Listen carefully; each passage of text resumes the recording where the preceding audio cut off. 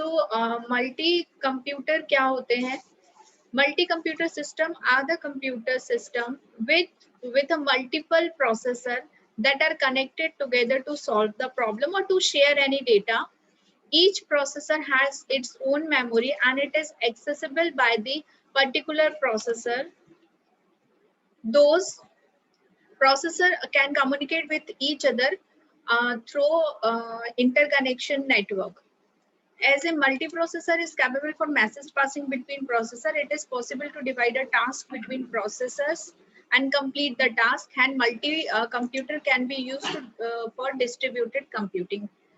क्या होता है कि हमारे पास डिफरेंट कंप्यूटर सिस्टम्स होते हैं और उन सारे कंप्यूटर सिस्टम के पास अपना खुद का एक लोकल मेमोरी होता है और ये एक दूसरे से कनेक्टेड होते हैं, ये एक नेटवर्क फॉर्म करते हैं. They are not allowed to share memory because they every processor that is connected with that system has its own memory.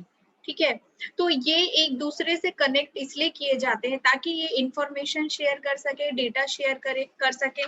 तो ये एक दूसरे से शेयर कैसे करते हैं? ये एक दूसरे से इंफॉर्मेशन शेयर ये कम्युनिकेशन लाइंस के थ्रू एक दूसरे से इंफॉर्मेशन शेयर करते हैं, जिसका बेस्ट एग्जांपल है डिस्ट्रीब्यूटेड ऑपरेटिंग सिस्टम, या आप ये बोल सकते हैं इंटरनेट पे जब हम काम करते हैं तो वहां पर डिफरेंट कंप्यूटर सिस्टम एक दूसरे से कनेक्ट हो सकते हैं. ये जरूरी नहीं है कि वो कंप्यूटर सिस्टम सारे सेम टाइप के हो, वो अलग अलग टाइप के भी हो सकते हैं सिस्टम्स. सुपर कंप्यूटर हो सकते हैं, मिनी कंप्यूटर हो सकते हैं. तो ये कंप्यूटर अलग अलग टाइप के भी सिस्टम डील करता है डिस्ट्रीब्यूटेड ऑपरेटिंग सिस्टम.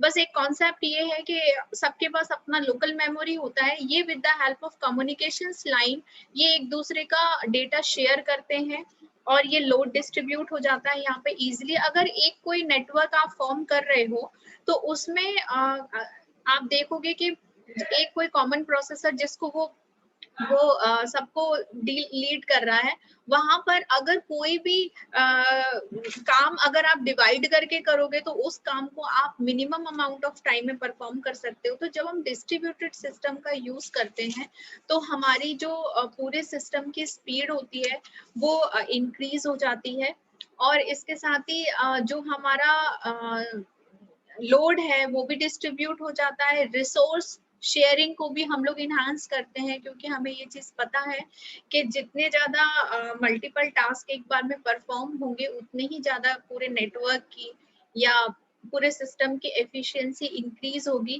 फाइल यहाँ पे शेयरेबल रहती हैं और जो भी आपके कंप्यूटर सिस्टम की स्पीड है वो बूस्ट अप हो जाती है. मतलब अगर आप ऑब्वियसली एक टास्क को एक शेयर्ड वे में करोगे तो दैट मीन्स कि ये पूरा का पूरा जो सिस्टम है आप ये भी कह सकते हो कि ये क्लाइंट सर्वर एप्लीकेशन पे बेस्ड होता है. जैसे क्लाइंट सर्वर एप्लीकेशन क्या होता है, वहां पे क्लाइंट जो सर्वर से कनेक्टेड होते हैं वो एक रिक्वेस्ट भेजते हैं सर्वर को और सर्वर उस रिक्वेस्ट के अकॉर्डिंग अपने क्लाइंट को रेस्पॉन्स करता है. तो ये कहलाता है आपका डिस्ट्रीब्यूटेड सिस्टम, जहां पर डिफरेंट कंप्यूटर सिस्टम एक दूसरे से इंटरैक्ट करते हैं, एक दूसरे का डेटा शेयर करते हैं with the help of communication line.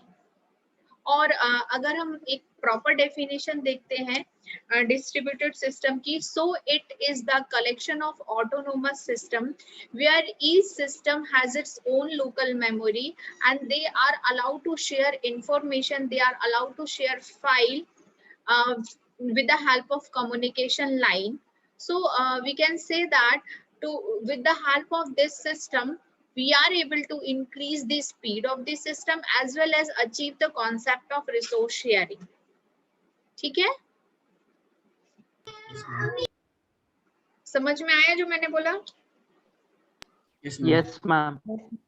तो यहाँ पर भी स्क्रीन पर आप लोग देखोगे तो बहुत सारे डिफरेंट सिस्टम के प्रोसेसर एक दूसरे से कनेक्टेड हैं और ये सबके पास अपना एक मेमोरी है. तो ये सारे सिस्टम जो है एक दूसरे के साथ with the help of communication line he connected है और यहाँ पर ये शेयर कर रहे हैं डेटा एज वेल एज. यहाँ पर क्या होता है, कई बार प्रॉब्लम क्या आती है कि जब हम डील कर रहे होते हैं नेटवर्क पे, तो वहां पर या हम सिंगल ओरिएंटेड सिस्टम के साथ डील करते हैं, तो वहां पे इशू क्या आता है कि अगर कोई एक मशीन खराब होती है तो वो दूसरे अदर सिस्टम पर उसका टास्क जो है रिफ्लेक्ट होने लगता है। तो जब हम मल्टी कंप्यूटर्स पे काम करते हैं, जब हम डिस्ट्रीब्यूटेड सिस्टम पे काम करते हैं, तो मे बी इनमें से कोई भी एक कंप्यूटर सिस्टम उस समय रिस्पॉन्ड नहीं कर रहा हो या वो अपना टास्क कंप्लीट करने में अनेबल है, तो उसकी वजह से कंप्यूटर सिस्टम की बाकी दूसरी यूनिट्स पे कोई इफेक्ट नहीं पड़ेगा, नेटवर्क की दूसरी यूनिट पे कोई इफेक्ट नहीं पड़ेगा, बिकॉज वो तो अपनी स्पीड से अपना टास्क कंप्लीट कर ही रही हैं। और क्योंकि वो बीच में वो अपने मेमोरी के साथ भी, लोकल मेमोरी के साथ भी डील कर रही हैं, तो उनको वहां पर भी कोई इशू नहीं है। तो पूरे ओवरऑल सिस्टम की एफिशिएंसी वहां पे डाउन नहीं होगी। ठीक है।